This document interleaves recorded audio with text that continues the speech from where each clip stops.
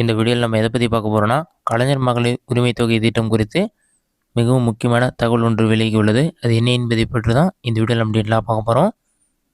2025ஆம் ஆண்டு 2025ஆம் ஆண்டிற்கான மாநில பட்ஜெட் தாக்கலானது மார்ச் 14ஆம் தேதி வெளியாக உள்ள நிலையில், அதற்கான அமைச்சரவை கூட்டம் முதல்வர் ஸ்டாலின் தலைமையில் கூட இருக்கிறது. இதில் மகளிர் உரிமை தொகை குறித்த முக்கிய முடிவுகள் மேற்கொள்ளப்பட இருப்பதாகவும் தகவல்கள் வெளியாகியுள்ளன.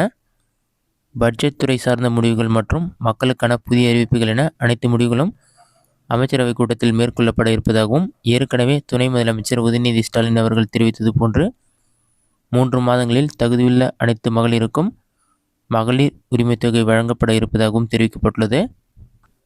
மகளிர் உரிமை திட்டம் முதலில் தொடங்கப்பட்ட தமிழகத்தில் 1000 ரூபாய் மட்டுமே வழங்கக்கூடிய நிலையில், இதை பின்பற்றக்கூடிய மாநிலங்களான கர்நாடகா, மகாராஷ்டிராவில் 1500 ரூபாய், பஞ்சாப் மாநிலத்தில் 1200 ரூபாய் வழங்கப்படுவதோடு டெல்லிக்கு 2500 ரூபாய் வழங்கியிருப்பதாக பாஜக தேர்தல் வாக்குறுதி அறிவித்திருந்தது. இதனால் இந்த அமைச்சரவை கூட்டத்தில் பார்த்தீங்கன்னா மகளிர் உரிமை தொகையை உயர்த்துவதற்கான முக்கிய முடிவுகளும் வெளியாகலாம் என்ற எதிர்பார்ப்புகள் அதிகரித்துள்ளது.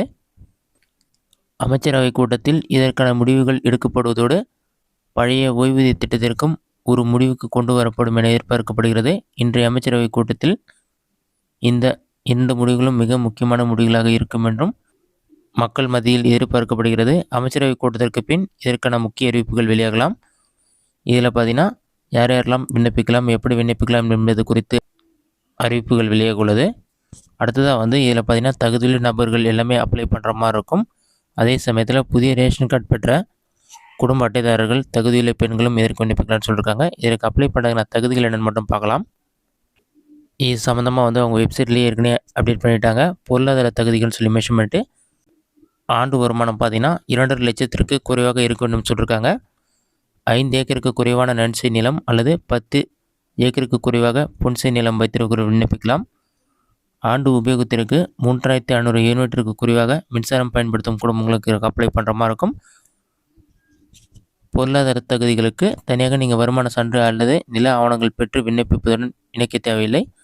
நீங்கள் ஜஸ்ட் அப்ளிகேஷன் ஃபார்ம் ஃபில் பண்ணி மட்டும் அப்ளை பண்ணுற மாதிரி இருக்கும். கூடிய விரைவில் எப்படி விண்ணப்பிக்கலாம் சொல்லிவிட்டு அறிவிப்பு வரும். அந்த டைமில் நீங்கள் அப்ளை பண்ணுற மாதிரி இருக்கும்.